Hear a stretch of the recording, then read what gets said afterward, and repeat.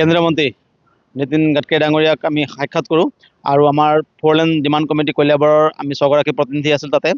আৰু আমাক ইয়াৰ পৰা লৈ গৈছিলে আমাৰ কলিয়াবৰৰ স্থানীয় বিধায়ক তথা অসম চৰকাৰৰ কেবিনেট মন্ত্ৰী মাননীয় কেশৱ মহন্ত মহোদয়ে তেখেতৰ নেতৃত্বত আমাৰ যিটো 6জনীয়া সজাতি দল গৈছিলে সেই সজাতি দলত আমাৰ দিল্লীত আমাৰ কোঅৰ্ডিনেশ্যন কৰিছিলে অসম গণ পৰিষদ দলৰ জ্যেষ্ঠ সাংসদ সন্মানীয় বীৰেন্দ্ৰ প্ৰসাদ বৈশ্য ডাঙৰীয়াই আৰু তেওঁৰ লগত আমাৰ কাজিৰঙাৰ স্থানীয় সাংসদ কামাখ্যা প্ৰসাদ তাছা ডাঙৰীয়া আৰু আমাৰ অসমৰ জ্যেষ্ঠ সাংসদ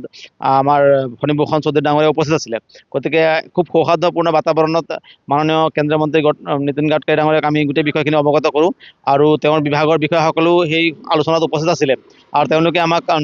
আশ্বাস প্ৰদান কৰিছে যে ৰাইজে যেনেকৈ বিচাৰিছে সেইমতে তেওঁলোকে নিশ্চয় এই বিষয়ত পৰৱৰ্তী সময়ত তেওঁলোকে ইয়াত আহিব, গাডকাৰী ডাঙৰীয়া অসমলৈ আহিব আৰু তেওঁলোকৰ বিভাগে এই গোটেই বিষয়খিনি খুব সূক্ষ্মভাৱে পৰ্যবেক্ষণ কৰি ৰাইজৰ সুবিধা হোৱাকৈ চাইলেণ্ডটো ফ'ৰলেন নিৰ্মাণ কৰিব বুলি তেওঁলোকে আমাক আশ্বাস প্ৰদান কৰিছে। আমাৰ দাবী এটাই আছে, চাওক কলিয়াবৰ তিনিআলিৰ পৰা আপোনাৰ জখলাবন্ধা যিটো পৰ্চন আমাৰ ৰাঙুললৈকে সেই 14.6 কিলোমিটাৰ ৰাস্তাটো আপোনাৰ বৰ্তমান যিটো 715 নিউ আছে নেশ্যনেল হাইৱে আৰু 37 অল্ড যিটো আমাৰ নেশ্যনেল হাইৱে আছে সেই নেশ্যনেল হাইৱেটোকে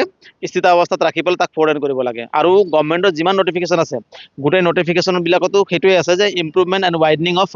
আপোনাৰ এক্সিষ্টিং নেশ্যনেল হাইৱে। এক্সিষ্টিং মানে কি বৰ্তমান থকাটো, গতিকে সেইটোৱে তেওঁলোকে কৰিব লাগে আচলতে। কিন্তু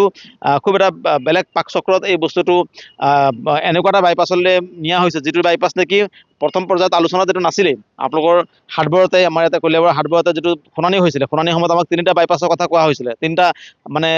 সম্ভাৱিত পথৰ কথা কোৱা হৈছিলে। এটা হৈছিলে হাটবৰ দি জখলাবন্ধা বাইপাছ, এটা হৈছিলে সৰুভগীয়া দি জখলাবন্ধা বাইপাছ আৰু এটা বৰ্তমান থকা ৰাস্তাটোকে বহল কৰাৰ কথা কোৱা হৈছিলে। গতিকে ৰাইজে সজোৰভাৱে বৰ্তমান থকা ৰাস্তাটোকে বহল কৰিব লাগে বুলি দাবী উত্থাপন কৰিছিলে। কিন্তু তাৰ পৰৱৰ্তী সময়ত আমি খুব আচৰিত হ'লোঁ যেতিয়া দেখা পালোঁ যে এটা এনেকুৱা এলাইনমেণ্ট নতুন এটা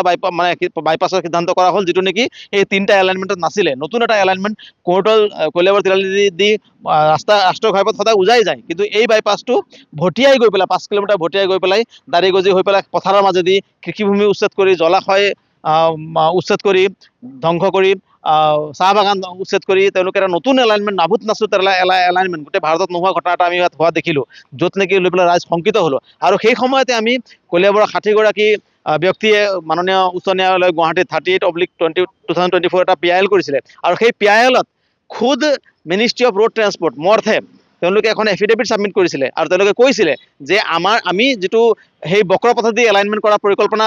দিয়া হৈছিলে NIA ৰ ফালৰ পৰা সেইটো আমি বাতিল কৰিছোঁ আৰু NIA ক আমি নতুন পথ আমি সন্ধান কৰিবলৈ দিছোঁ। কিন্তু নতুন পথৰ সন্ধান কৰিব কিয় লাগে? অলৰেডি এক্সিষ্টিং থকা ৰোডটোকে বহল কৰিলেই হ'ল। তেওঁলোকে ইমান বস্তুখিনি পাকচক্ৰত কিয় সোমাই আছে আমি সেইটো বুজি পোৱা নাই। আৰু সেইকাৰণে আমি এটাই দাবী আমি কৰিছোঁ যে এক্সিষ্টিং ৰোডতে ফ'ৰলেনটো হ'ব লাগে, তাত আমি বেলেগ কথা নুশুনো। বেলেগ